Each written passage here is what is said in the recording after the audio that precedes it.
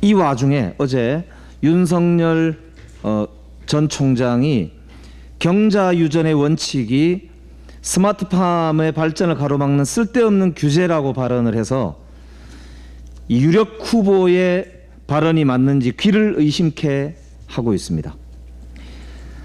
경자유전 발언은 부동산 투기의 상당 부분을 차지하는 농지 투기를 합법화하자는 주장의 다름 아닌데 어제 상상 23이라는 청년 모임에서 이렇게 발언했습니다. 농업이 전략 농산물 비축이나 경자유전 등 시대에 뒤떨어진 사고에 갇혀 있다.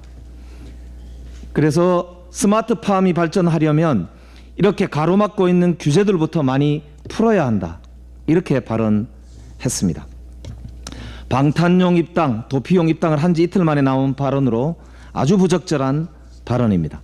경자유전은 말 그대로 농사를 짓는 사람이 농지를 소유한다라고 하는 헌법 제121조의 헌법 정신을 담고 있는 말입니다.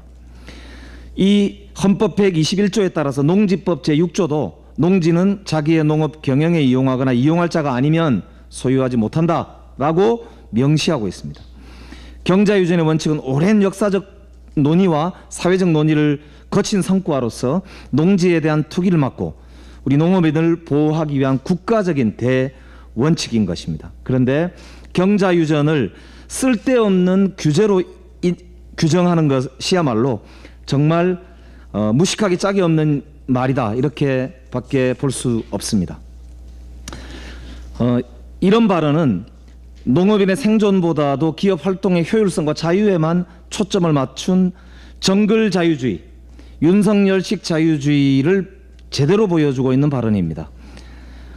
당내에서는 유승민 후보조차도 철진한 과거 시대의 자유지상주의다라고 비판하고 있는 사고방식입니다. 혹시 이런 의심도 듭니다. 올해 4월 언론을 통해 불거진 윤석열 후보의 장모 농지 투기 의혹 사건과 이 경자유전 비판이 혹시 관련이 있지 않은가라고 의심이 됩니다. 장모 최 씨가 2006년 자신의 명의로 경기 양평군 일대 농지를 사들인 뒤에 2014년 아파트 시공 계약을 체결해서 약 100억 원의 수익을 거두었다라고 하는 보도가 있었습니다. 당시 장모 쪽의 변호사가 농지를 사서 부동산을 개발하는 것은 통용되는 정상적인 것이다 이렇게 이야기했고요. 농지 취득 이후에도 제3자를 통해 경작했다라고 발언을 해서 농지법 위반을 시인하는 해명을 해서 논란을 빚기도 했습니다. 그 당시에 그 장모 대리인이었던 손 변호사가 현재 윤석열 캠프 법조팀에 있다고 하니까 경자유전 원칙을 풀어야 한다. 이건 쓸데없는 규제다. 이렇게 한 발언이 농지 투기는 통용되는 것이니까 자유롭게 허용하자라는 말로 들립니다. 땅 투기 의혹을 촉발시킨 LH 사태의 투기 대상 중 98.6%가 농지였습니다.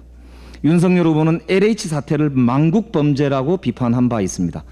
그런데 정작 그 핵심인 농지 투기에 대해서는 못 본 척하면서 쓸데없는 규제로 경자유전의 원칙을 풀어야 한다 이렇게 발언하니 정말 아연실색하지 않을 수 없습니다.